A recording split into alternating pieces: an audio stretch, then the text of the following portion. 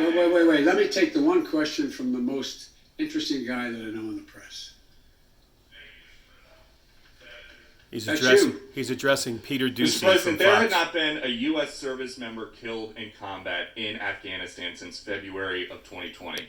You set a deadline, you pulled troops out, you sent troops back in, and now 12 Marines are dead. You said the buck stops with you. Do you bear any responsibility for the way that things have unfolded in the last 2 weeks? I bear responsibility for fundamentally all that's happened of late. But here's the deal. You know, I wish you'd one day say these things. You know as well as I do that the former president made a deal with the Taliban that he would get all American forces out of Afghanistan by May 1. In return, the commitment was made, and that was a year before. In return, he was given a commitment that the Taliban would continue to attack others, but would not attack any American forces. Remember that? I'm being serious. That's not accurate. No, I'm asking you a question. Because before... It's not accurate, number one, because the deal was that they were supposed to have a ceasefire. That's not continuing to attack, just not Americans, but Joe doesn't remember. So, yes, it said they can't do anything. It's a conditions-based. By definition, Joe just acknowledged it was conditions-based.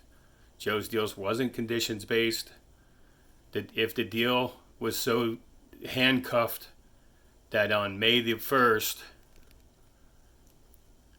if it was going to be such a dramatic nightmare with dealing with the Taliban because we broke the deal, then in April when Joe announced he was extending it out to September the 11th, there would have been a problem.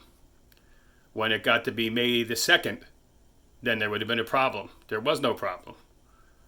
Joe made the problem. He can't live up to it. He's a failure. No, wait a minute. I'm asking you a question. Is that accurate, the best of your knowledge? What? Look at this. This is the President of the United States of America. That is the President of the United States of America. I think they have an issue that people are likely to get hurt. Some, as we've seen, have gotten killed, and that it is messy. The reason why, whether my friend will acknowledge it or has reported it, the reason why there were no attacks on Americans, as you said, from the date until I came into office, was because the commitment was made by President Trump, I will be out by May 1st. In the meantime, you agree not to attack any Americans. That was the deal. That's why no American was attacked. You basically said you squarely stand by your decision to pull out. Yes, I do, because look at it this way, folks. And I have another meeting, for real. I have another meeting. Imagine where we'd What be a schmuck. if I had indicated on May the 1st I was not going to renegotiate a evacuation date. We were going to stay there.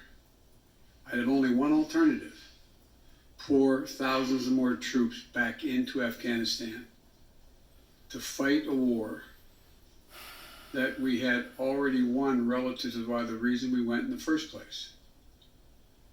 I have never been of the view that we should be sacrificing American lives to try to establish a democratic government in Afghanistan, a country that has never once in its entire history This is such been a a fair united country response. Good gosh. and is made up, and I don't mean this in a derogatory, made up of different tribes who have never, ever, ever gotten along with one another.